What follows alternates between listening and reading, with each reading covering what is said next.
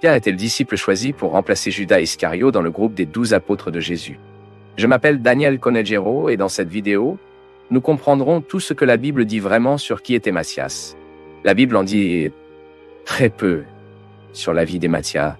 En fait, nous n'avons qu'un seul texte biblique qui apporte des informations sur qui était Matthias. Ce texte est celui qui enregistre le choix de Matthias à compter parmi les 12 apôtres du Seigneur Jésus. Et le texte se trouve dans le livre des Actes des Apôtres dans le chapitre 1, entre les versets 21 et 26. Et le texte biblique dit ce qui suit. Il est donc nécessaire que des hommes qui vivaient avec nous tout le temps. Le Seigneur Jésus est entré et est parti parmi nous, à partir du baptême de Jean au jour où nous avons été reçus ci-dessus. L'un d'eux devient avec nous témoignage de votre résurrection. Et ils ont présenté deux, Joseph, nommé Barsabas, qui avait le nom de famille Matthias, et priant dit, « Vous savez comment le cœur de tous montre que de ces deux-là a choisi, pour participer à ce ministère apostolat que Judas a dévié à sa propre place. Et jetant sa sorte, la chance est tombée sur Matthias, et par vote commun, il a été compté sur les 11 apôtres. » Dans ce texte sur le choix des Matthias pour l'apostolat, nous pouvons comprendre que l'apôtre Pierre, devant un groupe de près de 120 personnes, a fait une exposition sur ce qui était arrivé à Judas Iscario, comme l'accomplissement de l'écriture que le Saint-Esprit avait prédit à travers la bouche du roi David. Peter a également montré la nécessité de choisir quelqu'un pour composer, avec les 11 autres, le groupe de 12 témoins de la résurrection du Christ.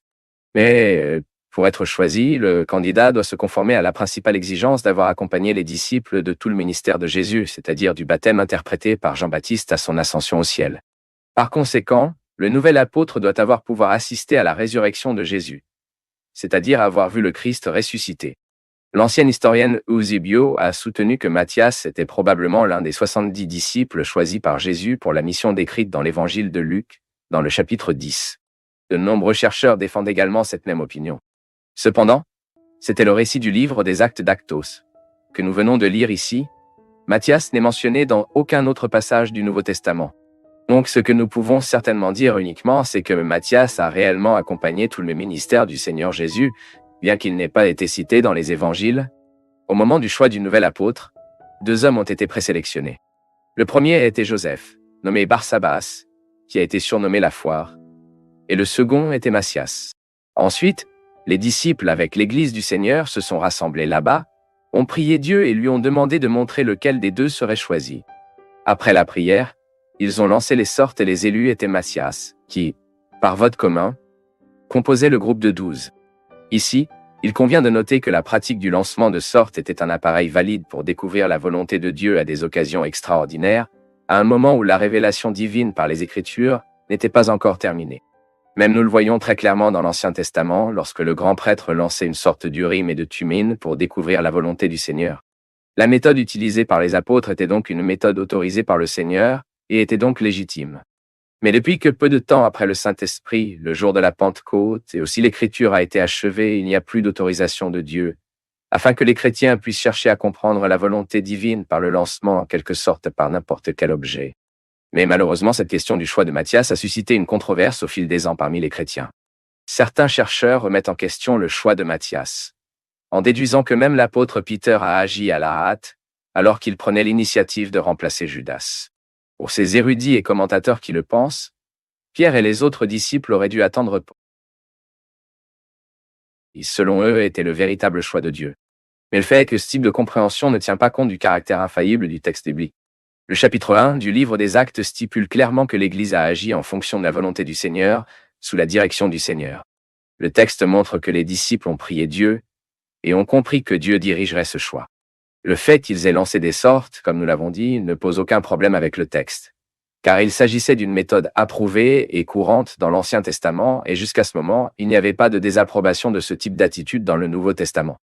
Généralement, la critique du choix de Matthias est basée sur le fait qu'il n'y a pas de référence biblique au ministère des Matthias après votre choix. Et si cette logique est utilisée, d'autres disciples parmi les 12 devraient également remettre en question leur ministère. Après la résurrection de Jésus, par exemple, nous connaissons les deux Matthias comme nous le savons de Bartholomew, et personne ne suggère que Bartholomew ne devrait pas être considéré comme l'un des 12.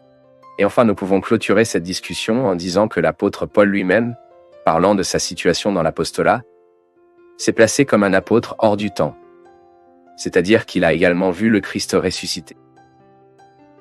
Son apostolat était légitime et confirmé par le Seigneur Jésus.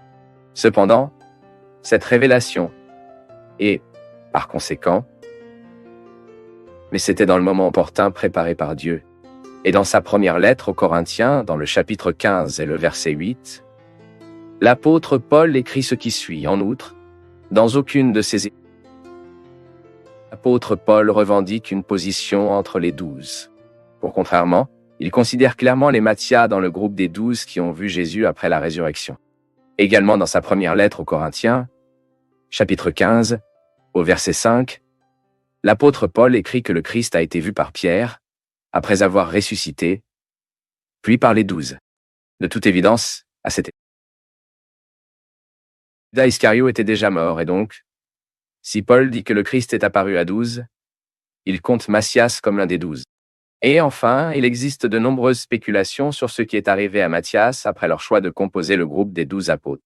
Deux traditions proposent de donner une explication de l'endroit où se trouvent les Matthias. L'un d'eux suggère que Matthias a prêché en Judée et a finalement été lapidé par les Juifs. L'autre tradition soutient que les Matthias étaient un grand évangéliseur en Éthiopie. Quoi qu'il en soit, nous ne savons pas ce qui est arrivé à Matthias, mais nous pouvons certainement dire que Dieu l'a choisi et s'est occupé de son apostolat et de son ministère.